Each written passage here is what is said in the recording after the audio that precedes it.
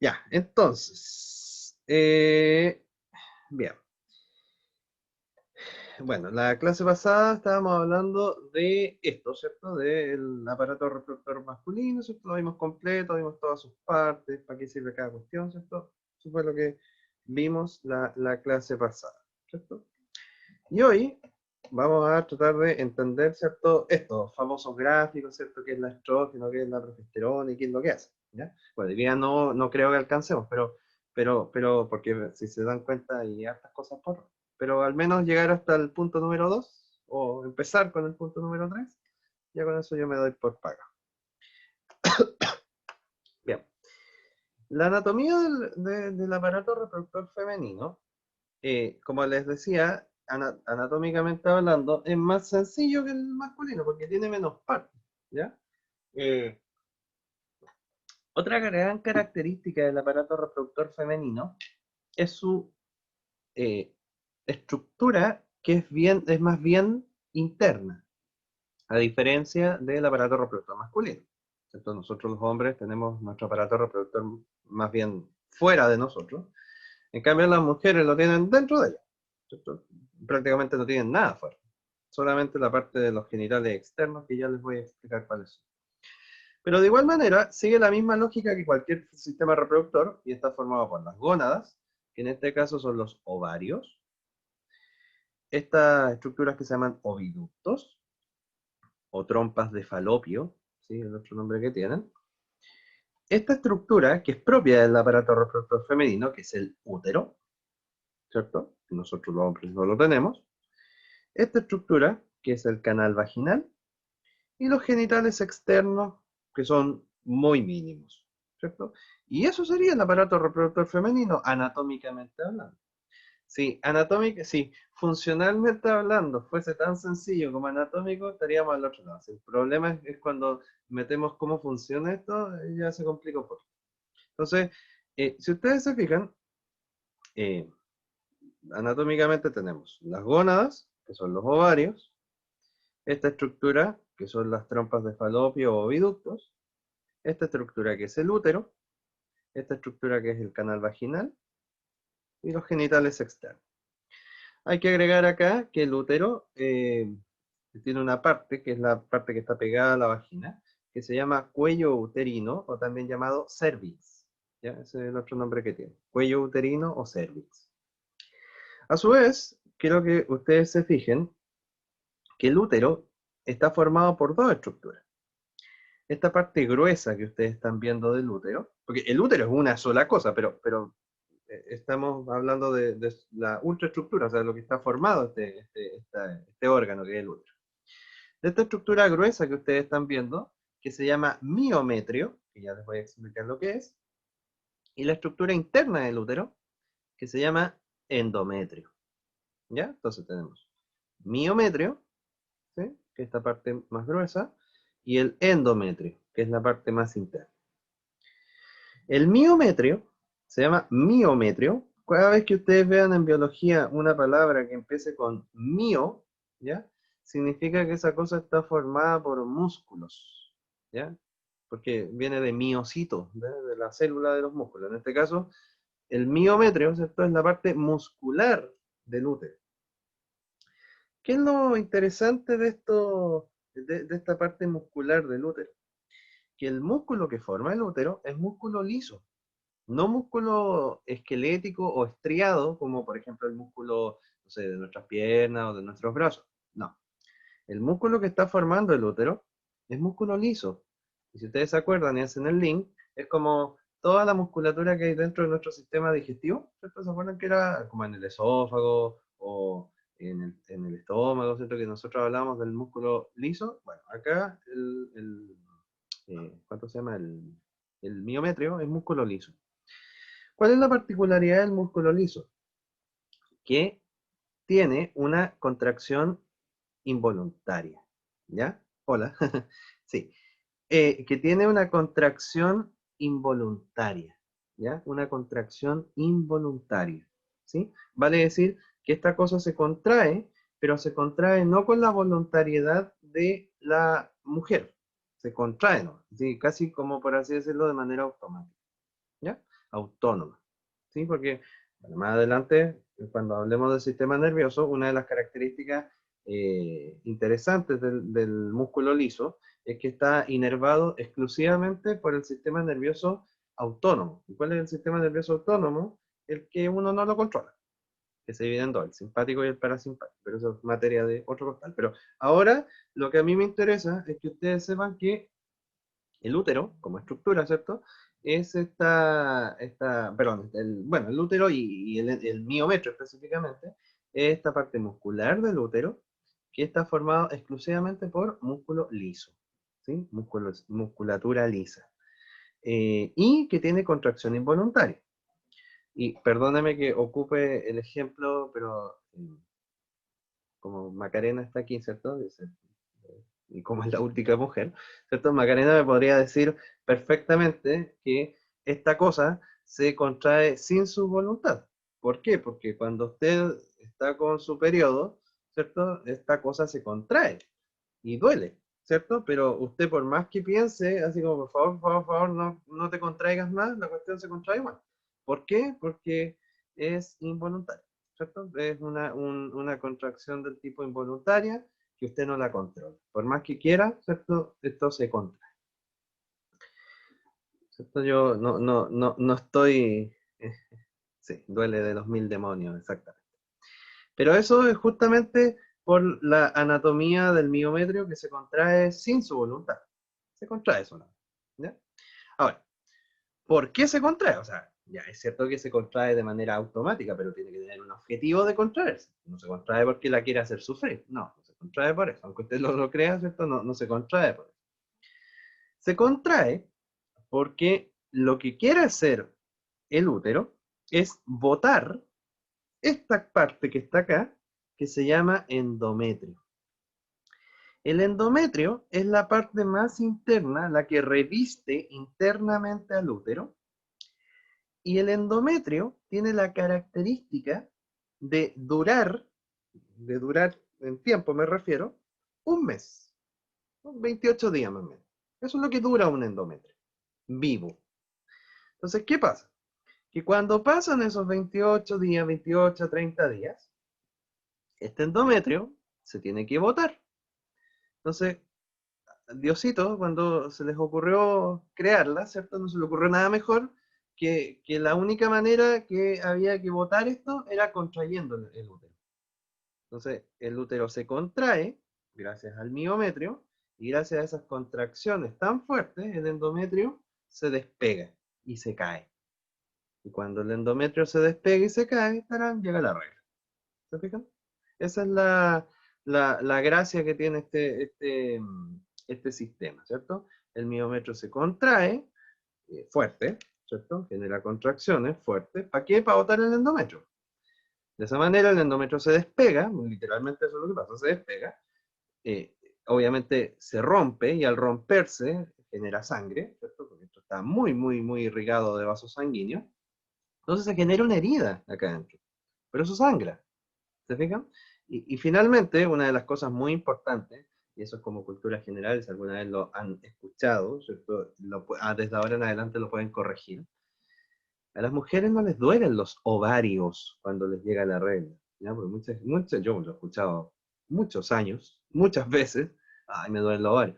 No, a usted no le duelen los ovarios. Lo que le duele es el útero, ¿sí? Es la herida que está dejando el endometrio al caerse, más las contracciones del miometrio. Eso es lo que duele.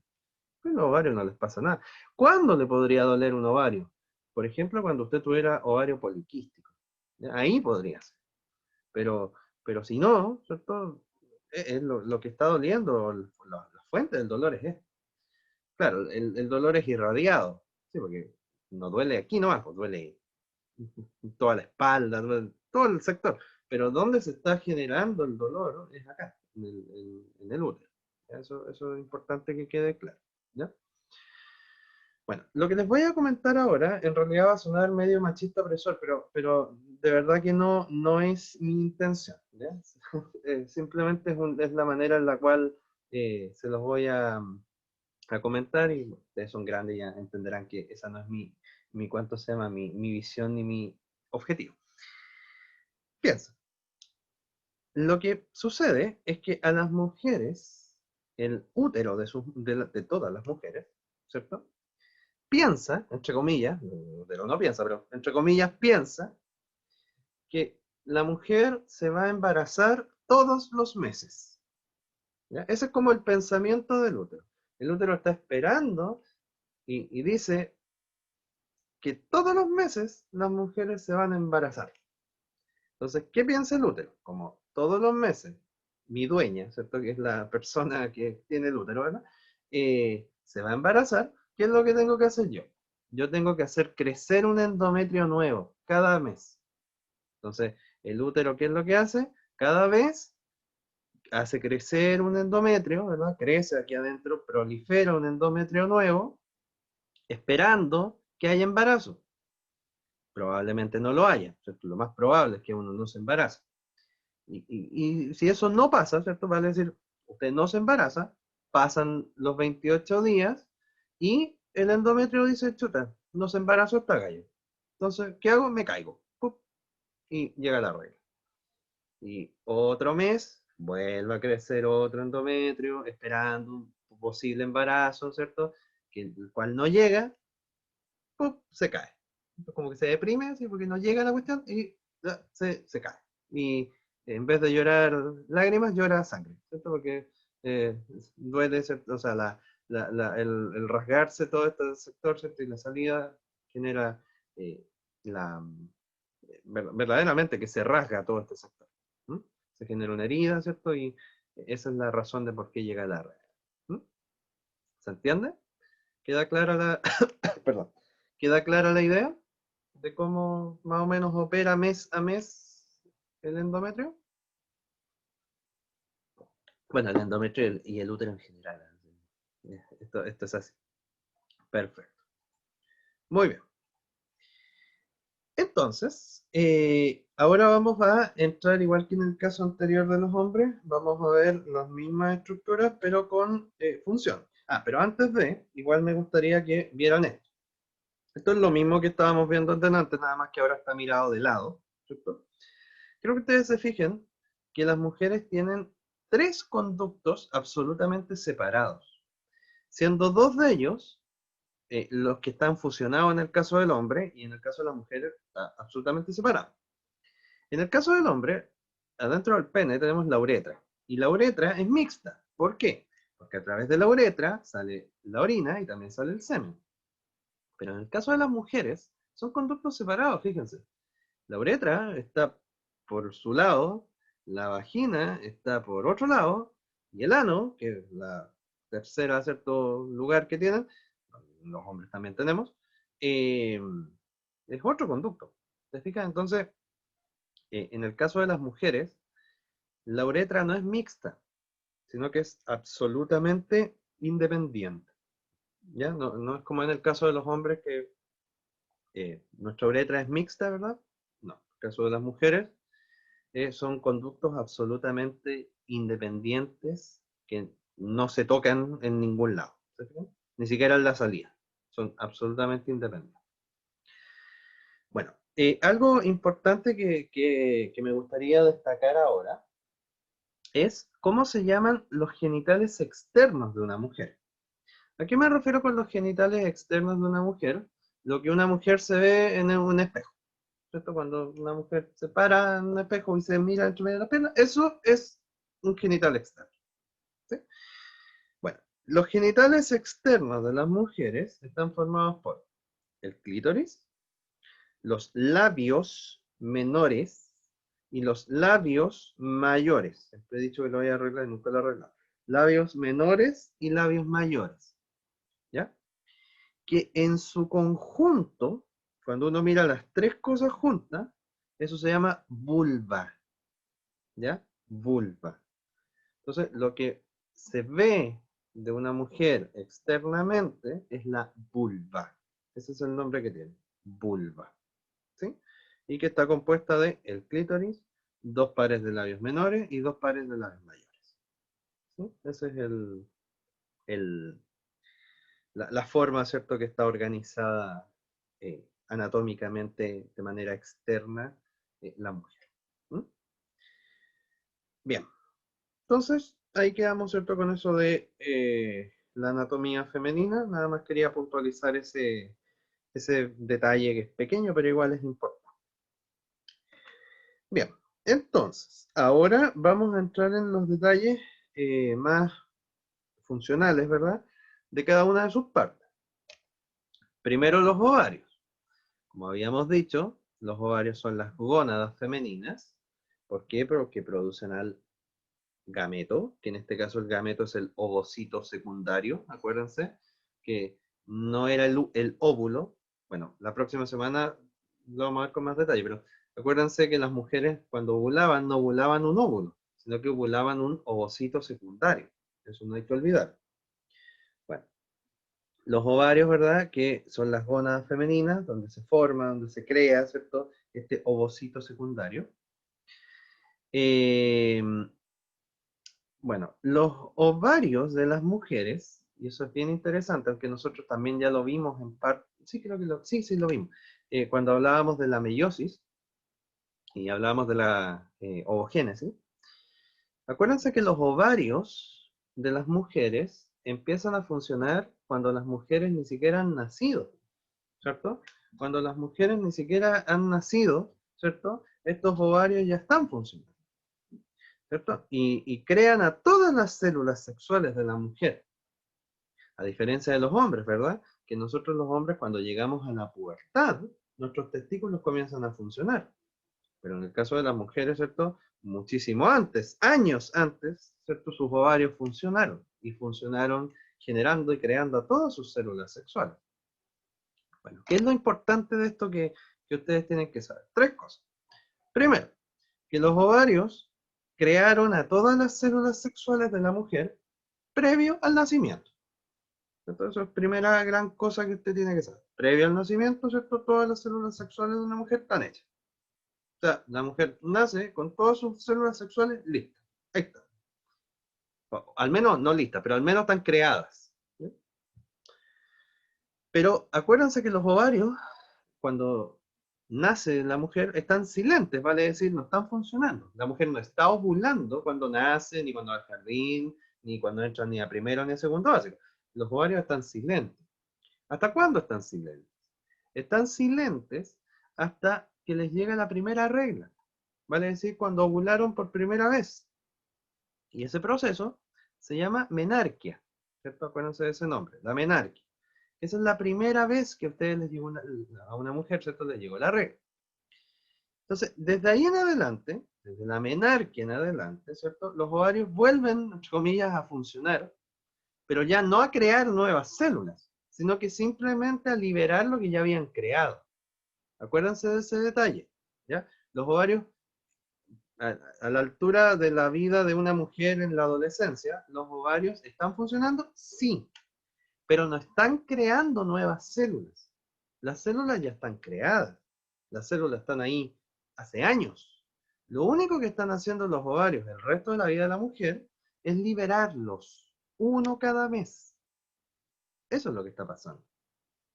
Entonces, desde la menarquia en adelante, los ovarios vuelven a, entre comillas, funcionar, pero ya no a crear nuevas células, sino que a liberar las que ya estaban creadas. Entonces, cuando llega la menarquia, que bueno, en mis tiempos era como cuando, como a los 12 años, ¿cierto? Era la menarquia, cada vez las mujeres les llega antes la regla.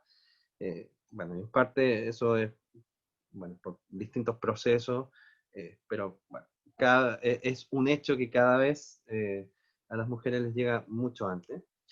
¿Qué es lo malo, entre comillas, de que les llegue antes? Que se les va a terminar antes. ¿Y qué es lo malo en ese sentido? Que les va a llegar la menopausia antes. Eso quiere decir que, entre comillas, si quieren ser madres alguna vez, no se pueden atrasar tanto de patear, entre comillas, la maternidad, porque va a llegar el momento en el cual les va a llegar la menopausia y no van a poder tener familia. ¿Fija? Entonces, ese es entre comillas, problema de eso. Ahora, si usted no quiere tener familia nunca, bueno, en realidad, mi consejo le vale, no, no tiene por qué, pues eso ya es una decisión personal. Pero, vuelvo a insistir, los ovarios funcionan el resto de la vida de la mujer liberando mes a mes una de las células que estaba aquí ya formada desde hace muchos años antes. ¿Y hasta cuándo funciona? Hasta que cuando ya no quedan más ovarios, o sea, cuando ya no quedan más ovocitos que liberar. Cuando la fábrica, por así decirlo, agotó todos sus recursos de ovocitos, ya no hay más, y ya por lo tanto ya no hay nada más que liberar, los ovarios se silencian, y eso se llama menopausia. ¿Cierto? Que es cuando ya los ovarios no siguen liberando más ovocitos porque no hay. ¿Ya? Se acabaron todos. ¿Sí? Luego viene esta estructura que se llama oviducto. También son dos, obviamente, o trompas de falopio, o tubas uterinas, ese es el otro nombre que tienen. Lo que hacen las trompas de falopio o oviductos es conducir al ovocito secundario, desde la ovulación, ¿verdad? Que sale de acá, ¿cierto? Supongamos que mi láser es el ovocito secundario, entonces el ovocito secundario, ¿cierto? Se ovula, ¡pum!, cae acá, y se tiene que mover por aquí, por aquí, por aquí, hasta llegar al útero. Bueno, eh, el oviducto, no, o sea, perdón, de nuevo, el ovocito secundario no tiene flagelo como el espermatozoide, ¿verdad? Entonces no se puede mover por sí solo. Entonces, ¿qué es lo interesante de esto? Que adentro de los oviductos hay cilios, ¿ya? Acuérdense que los cilios eran como estas escobitas, estos pelitos. Entonces, ¿qué pasa? Que adentro de los tubos uterinas o oviductos está lleno de cilios. Entonces, esos cilios, como se están moviendo, arrastran al ovocito secundario y permiten que el ovocito secundario se pueda mover. Si no estuvieran esos cilios, el ovocito secundario no se podría mover. ¿Me explico? Entonces, de esa manera, con los cilios acá, el movimiento de los cilios permite el movimiento del ovocito secundario. ¿Qué es lo interesante también del oviducto? Que en este lugar ocurre la fecundación. Vale decir que en este lugar se encuentran el ovocito secundario con los espermatozoides. Aquí, en el sector de los oviductos. Uno podría pensar que en el útero, pero no. En realidad la fecundación ocurre acá, a nivel de ¿cuánto se llama? De los oviductos. Ese es el lugar en donde se juntan, ¿cierto? Se encuentran, mejor dicho, el ovocito secundario con los miles de espermatozoides que vienen tratando de fecundar. ¿Se fijan? Acá es donde ocurre. Más adelante, cuando veamos fecundación, ahí lo vamos a entender. Luego, tenemos la estructura del útero, ¿cierto? El útero es uno solo. Es un órgano muscular, ya dijimos que estaba formado por el miometrio y el endometrio, que es la parte más interna. ¿Y cuál es la función principal que cumple el útero? Es que es el órgano donde ocurre todo el proceso de gestación. ¿Ya? Vale decir, en este lugar se forma desde que es una célula hasta formar la guagua que se forma aquí adentro. ¿Te fijas? Que si bien es cierto no está completa del todo, aún le faltan hartas cosas, eh, por lo menos un 90, un 80% ¿cierto? Está absolutamente completo, ¿no? Bueno, todo ese proceso que en nuestra especie dura 9 meses, ¿cierto? Ocurre aquí. ¿Por qué recalco que dura 9 meses? Porque hay especies que, no todas las especies duran 9 meses de embarazo, ¿ya? Hay especies que duran más, otras especies que duran menos, ¿ya? Entonces, claramente hay diferencias, ¿cierto?, con respecto a cuánto tiempo de gestación tiene. Nosotros somos una de las especies que dura tiempo medio, ¿vale? Es decir, no dura ni mucho ni poco. Muchas personas considerarán que 9 meses como demasiado, pero hay organismos que están embarazados casi 2 años, ¿sí? Si no, pregúntenselo a las ballenas, por ejemplo. Las ballenas, por ejemplo, están embarazadas casi 2 años, están 48 meses de embarazo tienen de un vallenato, por ejemplo. ¿Sí? Ahí les doy un dato freak. Ya. Otra cosa, acuérdense que el endometrio, ¿cierto? Tiene como se los dije, ¿cierto? La función de generar ahí la gestación. Y adentro, ¿cierto? Tenemos al endometrio, ¿cierto? Que ese endometrio es finalmente en donde ocurre la implantación. ¿Qué pasa? Que cuando el ovocito secundario y los espermatozoides se juntan, esta cuestión se fecunda. Se empieza a moverse por acá, y cuando llega acá, esta cosa no queda flotando aquí en el endometrio, o sea, en el útero. Se tiene que pegar al útero. Ese proceso de pegarse al útero se llama implantación. Implantación, ese es el nombre que tiene. Y para implantarse, ¿en dónde se implanta? Se implanta en el endometrio. Entonces, si uno quisiese saber, y si yo te pregunto, por ejemplo, ¿cuál es la función del endometrio? La función del endometrio no es caerse, no. La función del endometrio es permitir la implantación. Para eso sirve el endometrio. Para eso está diseñado. Claro, cuando no se implanta nada, obvio, se cae. Pero si no, ¿cierto? Si se implanta algo, no se puede caer.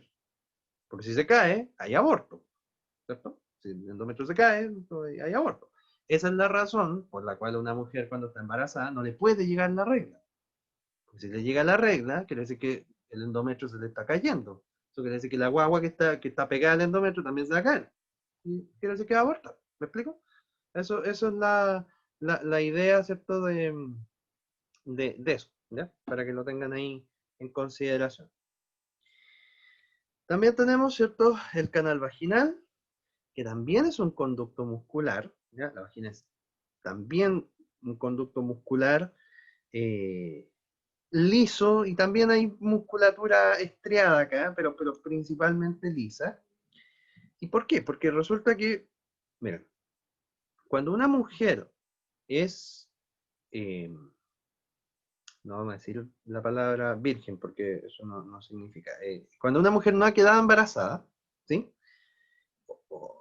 Sí, bien digo, cuando una mujer no ha estado nunca embarazada, su vagina, ¿cierto? Tiene un tamaño, ¿cierto? Que se puede dilatar y todo lo demás, pero una dilatación normal, ¿cierto? Serán 2 centímetros cuando mucho, 2, 3 centímetros cuando mucho. Pero cuando esta vagina se tiene que dilatar para que por a través de ella pase un individuo, ¿cierto? Una guagua, ¿cierto? La vagina se dilata muchísimo, muchísimo. Se dilata como 20 centímetros, ¿ya? Y eso es harto. O sea, imagínense, bien, tomen una regla y midan 20 centímetros. Eso es más o menos lo que se dilata en la vagina. Entonces, ¿cómo logra hacer eso? Con músculo. ¿Se fijan? Esa es la forma de hacerlo, ¿ya? Esa es la, esa es la forma de hacerlo, ¿cierto? A través de musculatura. Y obviamente esos procesos de dilatación duelen, ¿ya? Duelen, y duelen mucho, porque cuando, bueno, la persona que los hizo, ¿cierto? Diosito, el día que se le ocurrió hacerla, no se le ocurrió nada mejor que los procesos de dilatación tenían que ser con contracción. Y eso obviamente trae dolor. ¿Se fijan? Entonces, claramente son procesos bastante dolorosos, ¿cierto? Bueno, ahora, si usted tiene plata, puede hacer un parto, ¿cierto? Una cesárea, en parte se evita todo este otro proceso, pero lo natural al menos es de esta otra manera, ¿ya? Cuando hablemos del parto, que bueno, más adelante, eh, mira, o sea, a mí me encantaría responderte esa pregunta, Martín, pero no, sería como, es hipócrita de mi parte decir, no, duele más esto, porque no soy mujer, pues, entonces yo no cacho de umbrales de dolor y cosas por el estilo, porque jamás lo voy a sentir, y te fijas, entonces, yo creo que la opción aquí es preguntarle a una mujer, si te conoce, que haya sido madre por parto normal, y preguntarle, así directamente, qué es lo que duele más, porque la verdad de las cosas, ya, uno puede decir, no, duele, pero finalmente quien tiene el don de la palabra es la persona que lo vivió. ¿Me explico? Entonces, a eso me refiero. ¿M? No es que no quiera contestarle, pero de verdad que me sentiría como mentiroso diciéndole, no, esto duele más, porque no lo sé, la verdad. ¿M? ¿Qué les iba a decir? Se me olvidó. Que cuando hablemos del parto, vamos a hablar de la importancia, y esto es un dato freak que en realidad no entra en la PSU, pero de esos datos freak que de repente importan cuando quieran están conquistando una persona, ¿cierto? Deben hacerse los lindanos y empiezan a tirar información académica, ¿cierto? Díganle que que el parto normal, vale decir pasar a través de la vagina, es súper importante para el desarrollo del sistema nervioso. ¿Ya? De hecho, las personas que nacieron por cesárea, no es que tengan problemas a nivel del sistema nervioso, pero sí tienen un desarrollo un poco más tardío del sistema nervioso. ¿Ya? Así que si alguien nació por cesárea, no le estoy diciendo tonto ni nada por el estilo, no, simplemente un desarrollo un poquito más tardío del sistema nervioso. Pero bueno, eso es materia de otro costado. Pero interesante. Y se debe básicamente a las bacterias que están metidas aquí, en el tracto vaginal. Y como ya les dije, tenemos los genitales externos, que eso se llamaba vulva, ¿cierto? Y que estaba comprendido por el clítoris, que es uno, ¿cierto? Que es el clítoris es el análogo al glande del pene, ¿ya? O a la cabeza del pene.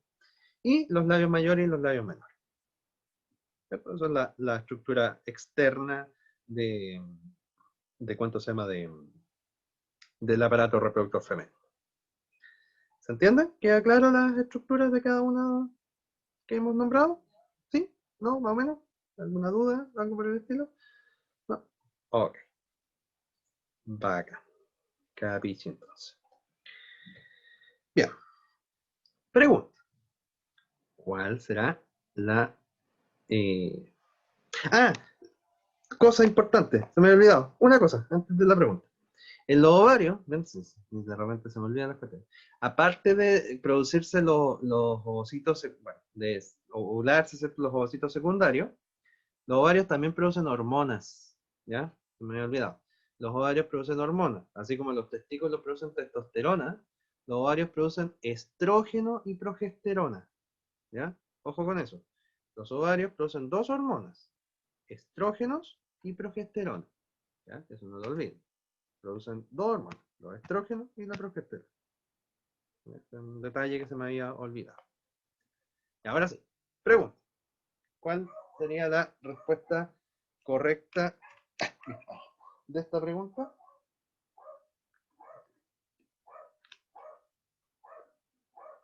Y perdóname que estoy comiendo, tengo un poco de hambre.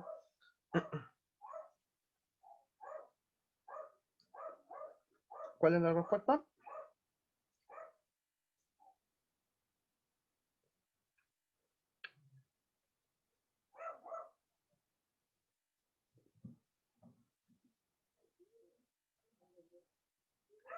¿Cuál es? ¿Cuál es? Veamos al tiro, dame un minuto, está mirando el teléfono. A ver, dice, en el sistema, perdón, dice, en el sistema reproductor femenino, ¿qué estructura cumple la función? ¿Cuál de las siguientes relaciones es correcta? Uno, la A dice, ovario, producción de gonadotrofina. Falso, ¿por qué? Porque las gonadotrofinas son la FSH y la LH, eso se producen en la adenohipófisis, para afuera. B, en el oviducto, la implantación. No, porque la implantación ocurre en el útero. Falso. La C dice, en el útero, o sea, útero, producción de hormonas sexuales. Falso, porque eso lo produce el ovario. D dice, la vagina. Conexión de la uretra con el exterior. Falso, porque la uretra, nada que ver. ¿Correcta? La E. ¿Cierto? Efectivamente, como decían ustedes, es la E. ¿Cierto? Es la E. No es la A, ¿por qué? Porque las gonadotrofinas son la FSH y la LH. Y la FSH y la LH son de la adenohipófisis. Que funcione en el ovario es otra cosa. Pero ahí dice producción de gonadotrofinas. Y no, la producción de la gonadotrofina es a nivel de adenohipófisis. ¿Ya? El ovario, acuérdense que produce hormonas sexuales. ¿Cuáles son las hormonas sexuales? De la mujer. Estrógenos y progesterona. ¿Ya? Esas son las hormonas que produce el ovario. Así que muy bien el sujeto que dijo E, ¿ya? Que creo que fue Martín. Ya, vamos ahora a las características sexuales. Bueno, aquí avanzamos rápido porque esto es sencillo. Las características sexuales primarias, ¿cierto? Son las mismas que los hombres, ¿ya? Son exactamente las mismas.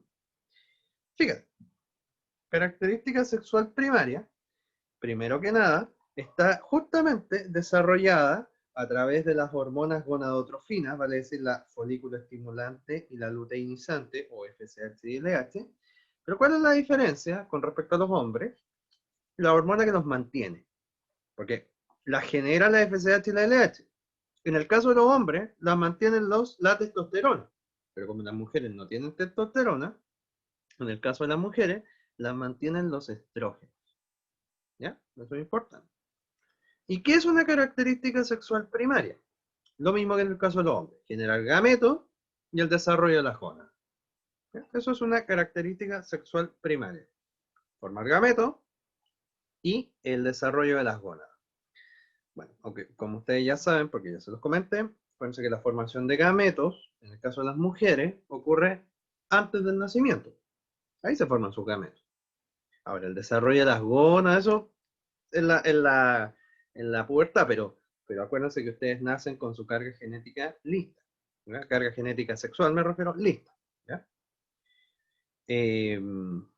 Pero como ustedes se fijan, son generadas por las mismas hormonas, FSH y LH, pero son mantenidas, perdón, por los estrógenos.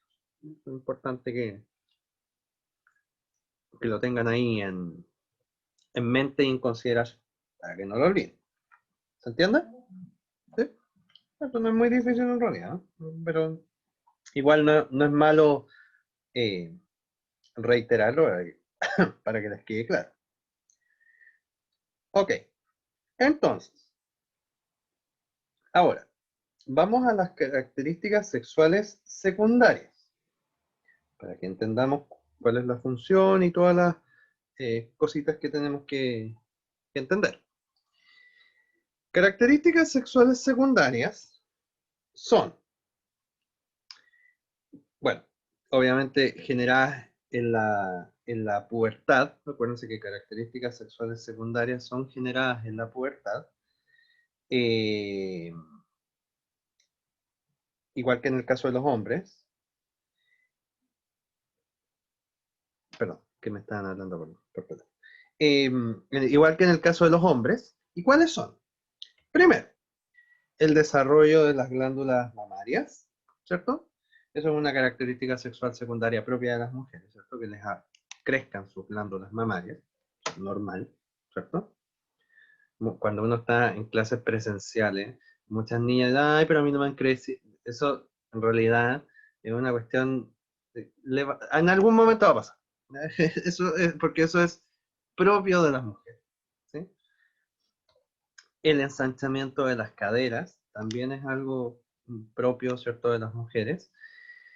¿Por qué se ensanchan las caderas? Se preguntarán ustedes. En el caso de las mujeres, no es para generar cintura ni nada por el estilo, sino, o sea, como consecuencias de esto se genera cintura y bueno, todas las características aquellas que se puedan generar, pero el ensanchamiento de las caderas tiene un objetivo biológico. El, el primer objetivo es que entre medio de las caderas, aquí al medio está el útero. Entonces, ¿qué pasa? Que las caderas se ensanchan pensando que el día de mañana esta estructura va a crecer porque aquí adentro se va a albergar un nuevo ser. Entonces, si no se ensanchan las caderas, no habría espacio para que el útero creciera. Por eso se ensanchan las caderas. ¿Ya? Esa es la gracia de ensanchar las caderas. Generar espacio para que el día que una mujer quede embarazada, el útero pueda crecer, tenga espacio donde crecer. ¿Me explico?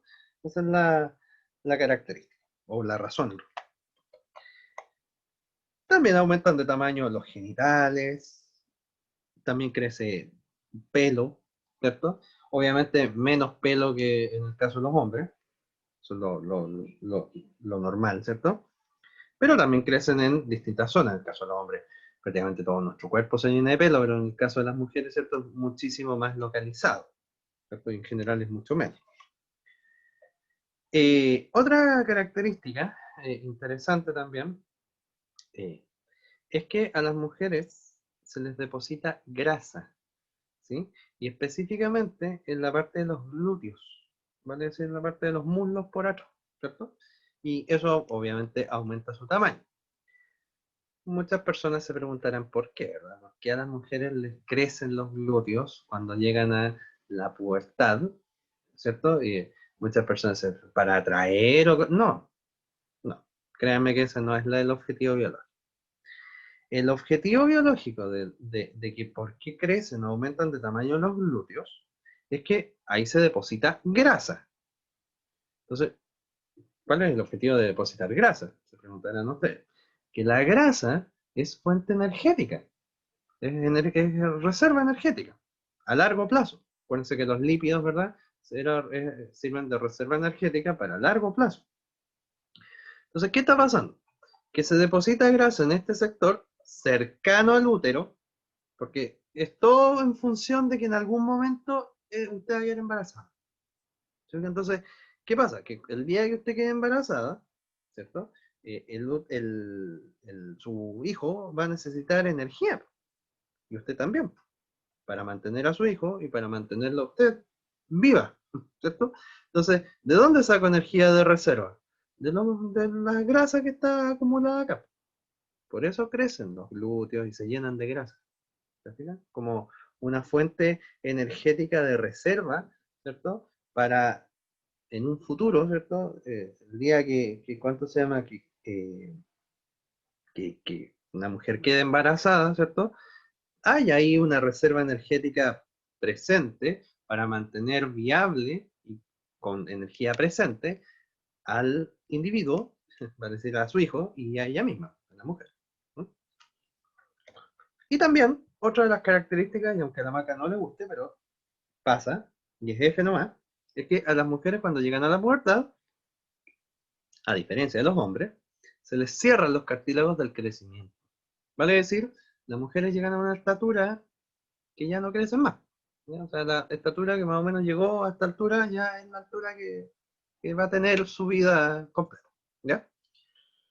Lamentable, ¿cierto? Lamentablemente puede ser así, ¿cierto? Y a lo mejor quedó chiquitita, pero, pero eso es lo que pasa, ¿cierto? En el caso de los hombres, nosotros nos pegamos el estirón en la pubertad. En el caso de las mujeres crecen antes o crecen hasta la pubertad, pero ya ahí ya no crecen más. Así que esa es como la característica. ¿Mm? No digo que un par de milímetros más puede crecer, sí, sí, puede pasar, pero ya así como medir 2 metros, ya no. Ya, no, no, eso ya no pasó ya. Eso no, ya fue. Un lindo sueño frustrado, pero sí, todavía algo queda. No, en el caso de los hombres todavía pueden crecer un poco más. Sí, en el caso de los hombres, más o menos hasta los 22 años es el crecimiento aproximado. ¿No? Pero todavía algo de esperanza queda. En el caso de los hombres, en el caso de las mujeres ya no es mucho más. ¿Se entiende, no? ¿Se entienden las características sexuales secundarias? ¿Sí? Acuérdense que se dan en la pubertad, ¿sí? Ese es como el detalle, ¿cierto? Característica sexual secundaria. Característica sexual secundaria es una característica que se genera en la pubertad. ¿Ya? No lo olvides. O sea, todas estas cosas que están aquí, todas son generadas en la pubertad. ¿Mm? Así que no lo olvides. Bien, pregunta entonces. ¿Cuál es la correcta?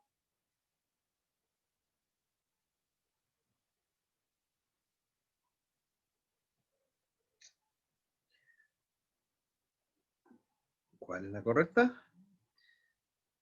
Dice la característica sexual ya. ¿Cuál de las siguientes corresponde a la característica sexual secundaria? El ensanchamiento de la cadera. Perfecto. Muy bien. ¿Cierto? Esa es la... Exacto. Muy bien. Pregunta.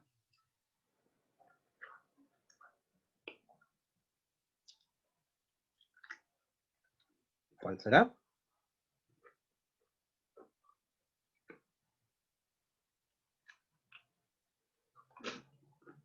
Tenemos respuesta. B, dicen. Como consecuencia de la acción de las hormonas sexuales, durante la pubertad se producen cambios que diferencian el sexo masculino del femenino. Sin embargo, hay algunos procesos que son similares en ambos casos.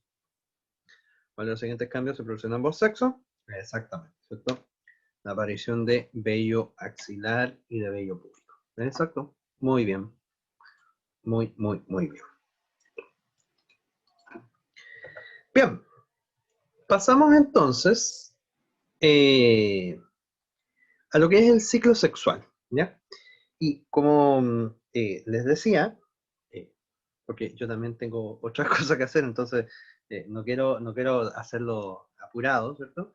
Lo voy a explicar en parte hoy, y el martes próximo lo vemos con muchísimo más detalle, ¿ya? Porque incluso si me tengo que demorar casi una clase en explicarlo bien, no importa porque me interesa que lo aprendan y de verdad que lo aprendan muy bien.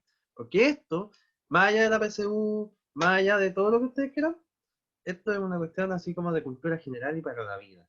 ¿Ya? De verdad que es importante, ¿ya? Porque eh, más allá de que se aprendan las hormonas y cosas por el estilo, de verdad tienen que aprender cómo funciona esto, porque si no cachan, pueden meter la pata y, dejar a alguien embarazada, ¿cierto?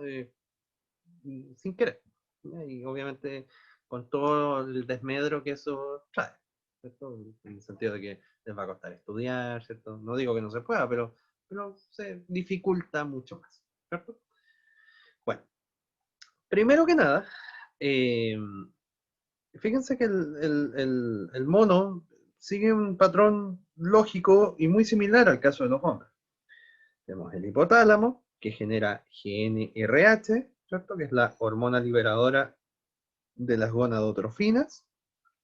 ¿Cierto? RH es gonadotrophin release hormone, que es la hormona liberadora de las gonadotrofinas. ¿Quiénes son las gonadotrofinas? La FSH y la LH.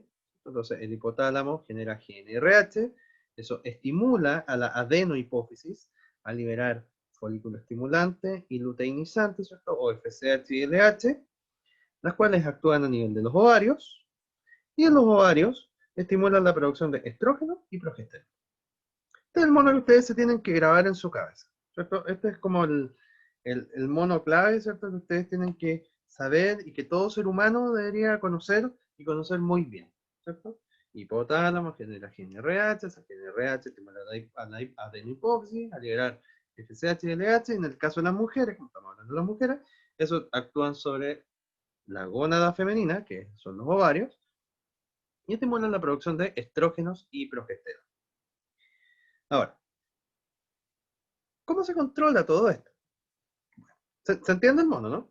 Queda clara la idea del mapa, ¿no?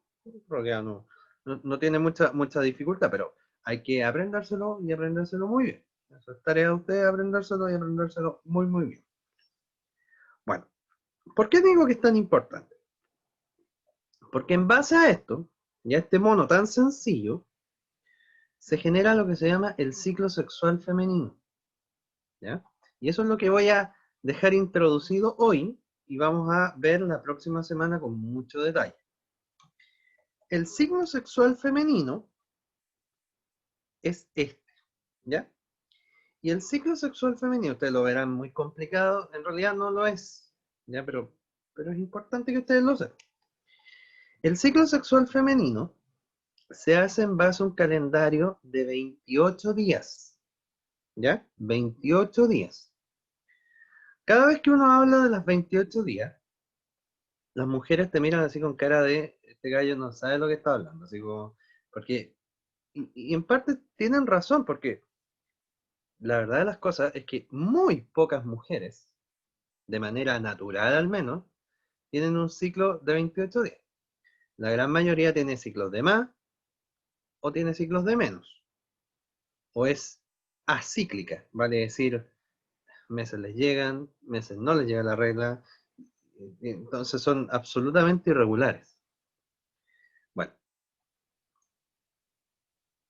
la normalidad de un ciclo debería durar 28 días. Entonces uno podría preguntarse, entonces, ¿por qué yo no tengo 28 días de ciclo? Bueno, no sea anormal o cosas por el estilo, no. Lo que sucede es que, sobre todo en etapa de pubertad, las hormonas de las mujeres, al igual que en el caso del hombre, pero en este caso como estamos hablando de las mujeres, las hormonas femeninas también andan muy revolucionadas y suben y bajan muy rápidamente. Entonces, esa descompensación hormonal hace que los ciclos en general no duran 28 días. Ahora, yo, mujer, que no tengo un ciclo de 28 días, ¿puedo llegar a tener un ciclo de 28 días? Sí. ¿De manera natural? Probablemente no. Pero de manera inducida, sí. ¿Cómo? Con pastillas anticonceptivas. ¿Ya? Eso es importante que usted lo sepa. Si usted tiene un ciclo que no es regular, ¿sí?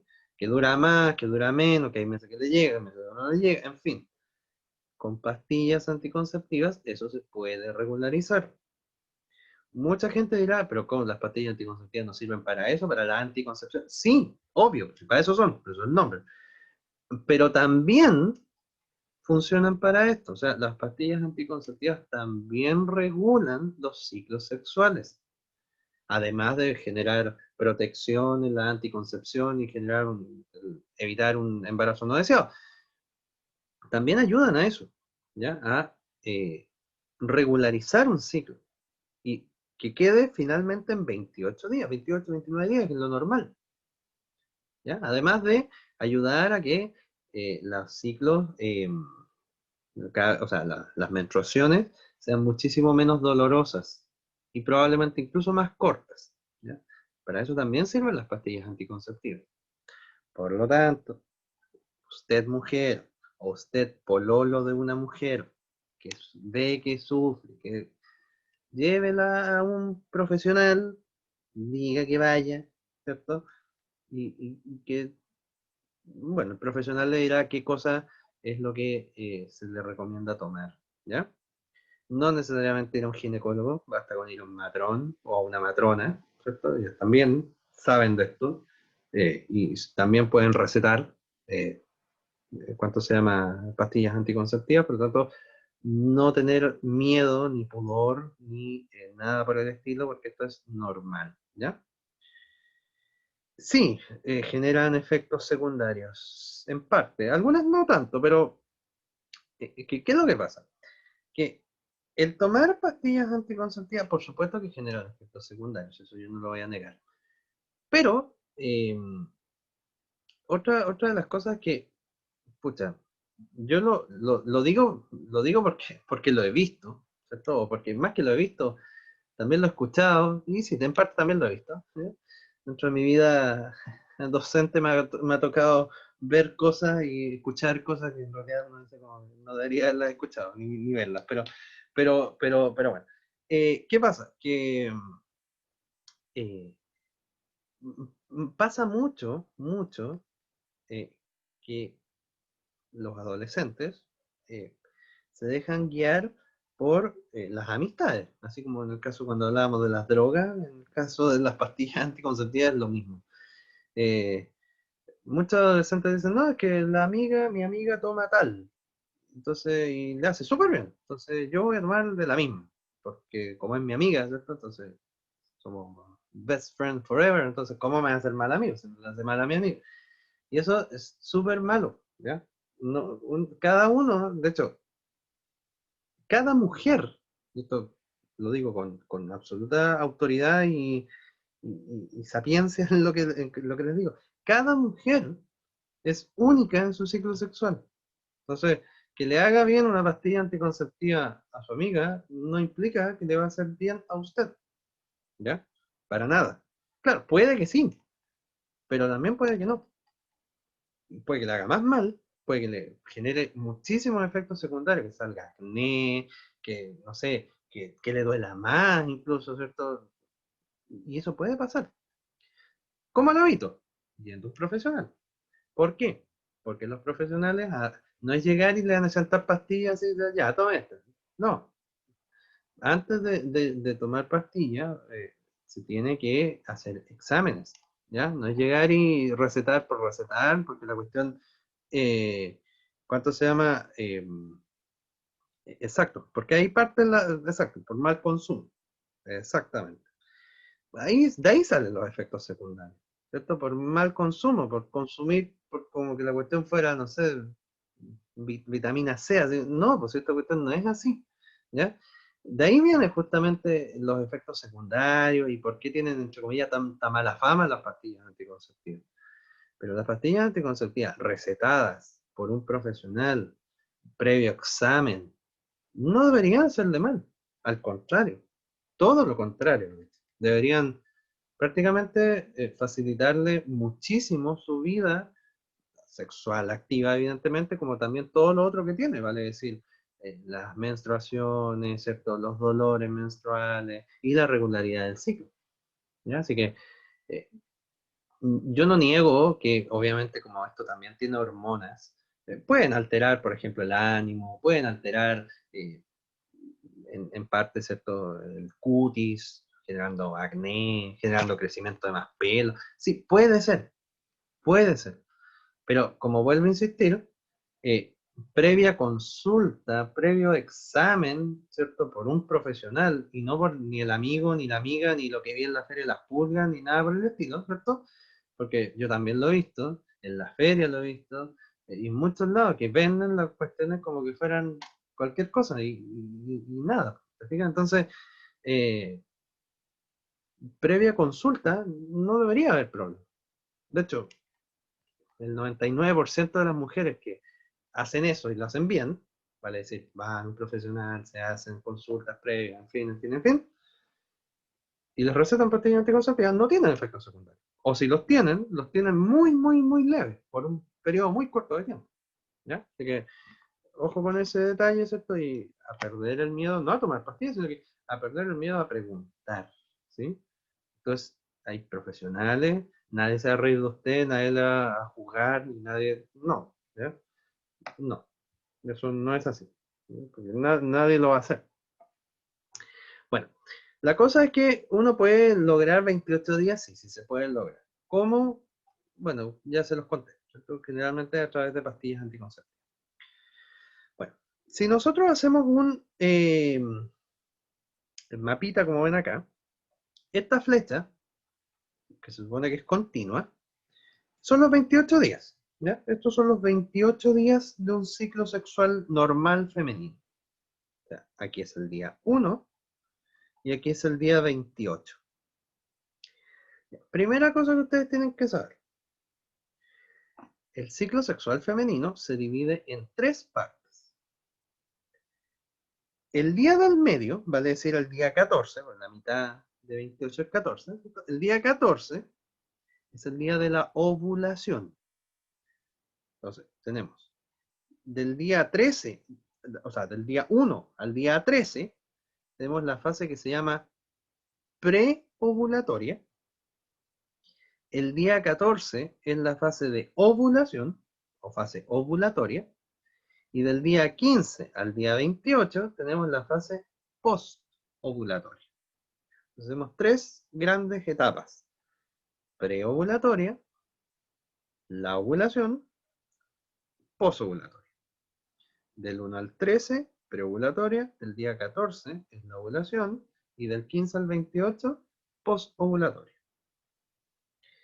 Segunda cosa, el día 1 del ciclo, el primer día del ciclo, es el día que a la mujer le llega la regla. ¿Ya?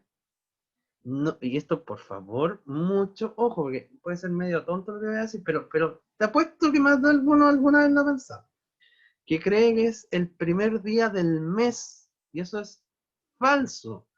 Sí. Hoy día le llegó la regla a la mujer, hoy día es el día 1, pero hoy día es, ¿cuánto?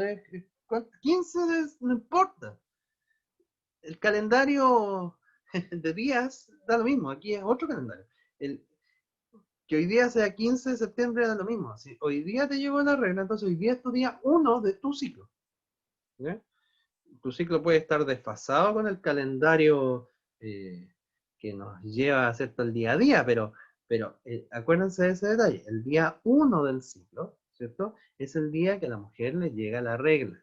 Si le llegó hoy día, bueno, hoy día será su día 1. ¿Ya? No es el primer día del mes. ¿Ya? Eso es importante, que lo sepan. Bueno, la menstruación evidentemente está involucrada dentro de la fase preovulatoria, obvio. Más o menos dura 4 o 5 días. Eso es lo que en teoría debería durar. Yo sé que hay mujeres que se prolonga, otras mujeres que tienen menos días, pero más o menos promedio debería durar no más allá de 5 días. ¿Ya? Tampoco quiero decir que, no sé, que dure 6 sea malo, no. Ya si empieza a durar 8, 9, claramente es un problema, ¿cierto? Pero no debería durar más allá de 4 o 5 días. Eso es como el normal. Y eso es la menstruación. Dentro de la fase preovulatoria tenemos dos subfases, la menstruación y la fase proliferativa, que la próxima semana les voy a explicar qué significa eso, la fase proliferativa. La ovulación es la ovulación, ¿verdad? Que es el día 14. O sea, quiere decir que usted ovula más o menos 14 días después de que le llegó la regla. Más o menos, porque ya vamos a darnos cuenta por qué más o menos. Y la fase postovulatoria, en su interior, por así decirlo, también tiene una fase que se llama la fase secretora. Les voy a explicar la próxima semana por qué se llama así. Ahora, esto que estamos viendo acá es lo que está pasando en el útero de una mujer. Esto lo que está pasando es en el útero de una mujer. O sea, aquí yo estoy mirando el útero de cualquier mujer, esto es lo que está pasando. Pero si ahora yo me salgo del útero y miro los ovarios de una mujer, yo no voy a encontrar ni menstruación, ni fase porque los ovarios no menstruan, porque no tienen, no. En los ovarios, de manera al unísono, o sea, mientras está pasando esto en el útero, en los ovarios está pasando esto. Esto, ¿ya? ¿Tenemos preguntas? ¿En qué momento el endometrio sabe que debe volver a jugar? Ah, bueno, eso te lo voy a responder la próxima semana, ¿ya? Eso es una muy buena pregunta, pero te la voy a responder la próxima semana porque para poderte responder eso necesitamos hablar de las hormonas primero que nada. Entonces, ahí vas a darte cuenta, yo creo que te voy a responder solita la pregunta que es muy buena. ¿Mm? Entonces, mira, esto que está en los cuadritos, como les digo yo, es lo que está pasando en el útero de una mujer. Pero si ahora yo miro los ovarios, al unísono que está pasando esto en el útero, vale decir al mismo tiempo, eso me refiero al unísono, en los ovarios está pasando esto. O sea, cuando en el útero está pasando la fase preovulatoria, en el ovario está ocurriendo la fase folicular. Obviamente el día de la ovulación, en el ovario ocurre la ovulación, ¿cierto? Y mientras está pasando la fase posovulatoria en el útero, en el ovario está pasando una fase que se llama la fase luteal o luteínica. ¿Ya? Entonces, esto que está aquí abajito es lo que está pasando en los ovarios de una mujer, y esto que está acá en los cuadritos está pasando en el útero de una mujer. Útero, ovarios. ¿Ya? Ambos ciclos van al unísono, o sea, están pasando al mismo tiempo, pero están en dos lugares distintos.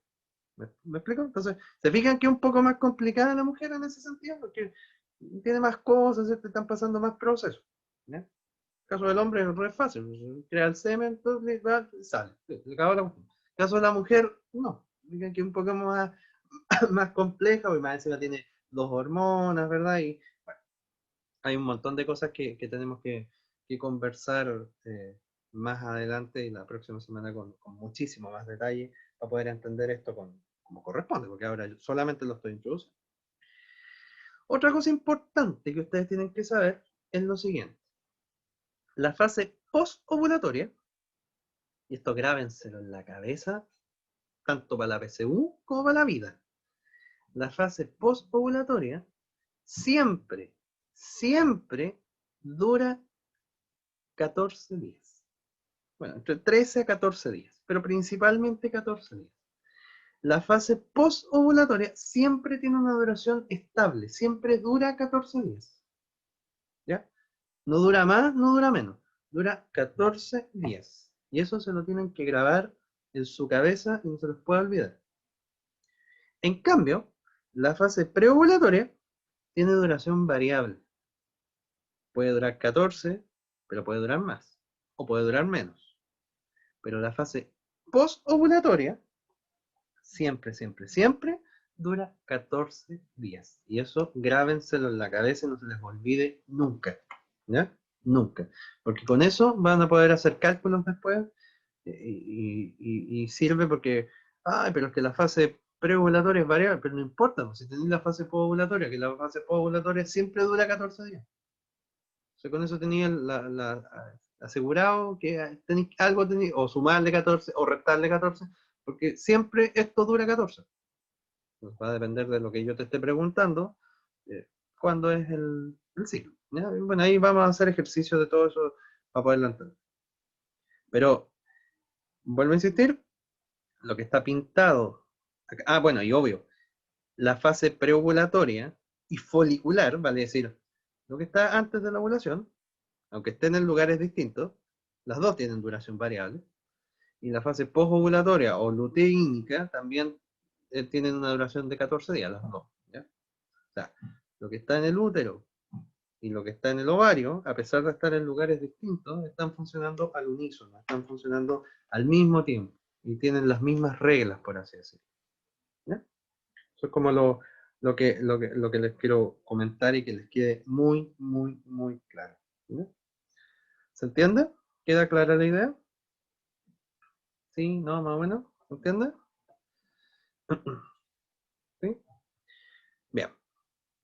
Bueno, fíjense, y solo para asustarlos un poquito, ¿ya? Que no lo vamos a ver hoy día, pero para que lo vean, simplemente digan, oh, maldición. Bueno, esto es lo que vamos a empezar a ver la próxima semana. En esto, probablemente me demore bastante perdón, en entender estos gráficos, pero si ustedes entienden estos gráficos, están al otro lado. ¿Ya? Así se los digo. Para que cachen. ¿Ya? Eso es súper, súper importante. Así que, ojo con eso. ¿Ya? Sí, se ven feos, pero sirven bastante. ¿Ya? Sí, esos grafiquitos son súper, súper, súper importantes para poderlos entender. Así que la próxima semana ni se les ocurra faltar porque es como, de verdad que hacen la clase de la vida, así, para que la entiendan y no se les olvide nunca. ¿No? Porque tienen que aprender con, bueno, obviamente para que les vaya bien y cumplan todos sus sueños, obviamente tienen que aprenderlo, pero también lo tienen que aprender para su vida, ¿cierto? Para lo que viene el día de mañana. Y si quieren no tener hijos o quieren tener, pero no ahora, bueno, mucho de eso tiene que ver con esto. ¿Ya? Así que ojo con ese detalle. ¿Mm? Ya pues chiquillos, lo dejamos hasta aquí por hoy.